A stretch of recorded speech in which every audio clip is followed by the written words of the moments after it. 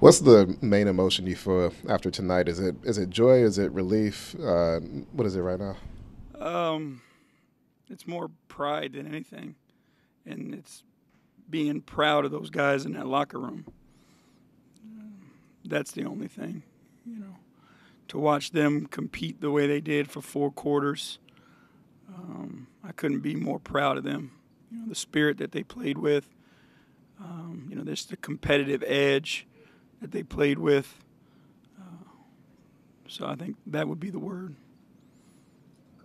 Uh, you guys had 4 of your 5 starters scoring double digits, 5 in total on your whole entire team. Can you talk about just the effort you guys showed tonight? Yeah, I mean, I think that's what it was from beginning to the end. You know, you look at that first quarter, the way we came out.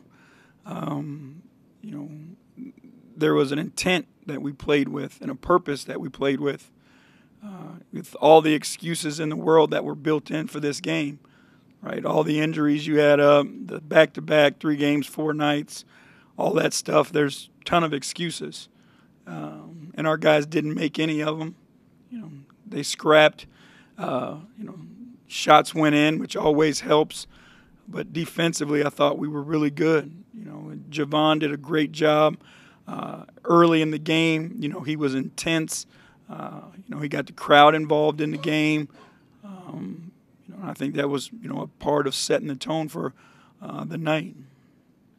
JB, Bruno Caboclo shows up 2 days ago, basically. Tonight he starts the game as your 6th man, ends up closing out a win. I think he played close to 30 minutes. Mm-hmm. I mean, were you surprised at how much you used him and sort of what you got out of him? What sort of – Yeah, I'll be honest with you. You know, the expectation, wasn't, 30 minutes and, to let him run that long of a stretch. Just trying to get to know him. You know, we don't really – obviously, we watch film on him. But until you coach a guy, have him in your system, you don't truly know him. But I think you look at his God-given ability with that length, and then you look at the work he put in to create that shot that he has. Defensively, the versatility that he shows, he can guard multiple positions. The way he was tonight on the floor, just wanted to give him an opportunity to keep going. Obviously he's in great shape so that he could play that long stretch. He picks up things really quickly and understands the game where he should be, because he understands, or he's been shown, probably 15% of our playbook, but he just understands spacing. He understands how important the three-point line is, and being a threat from behind the three-point line obviously helps the spacing on the floor for everybody else. But, so far so good. Stick with him, obviously. Get him more days in our system, more practice days, more time with the guys on the floor, and see what happens. JB, it looked like Ivan took Jamichael's spot in that second half. Was there any particular reason why Jamichael didn't play? No, I mean, Jamichael's been pretty banged up, and just in looking at it, just made a decision to go with Ivan for that spot. There was no reason for it. Jamichael didn't do anything or anything like that. It just made a decision in the moment, gave Ivan a run. We were struggling at that point to rebound, and Ivan is a really good rebounder, so that led to part of the decision as well.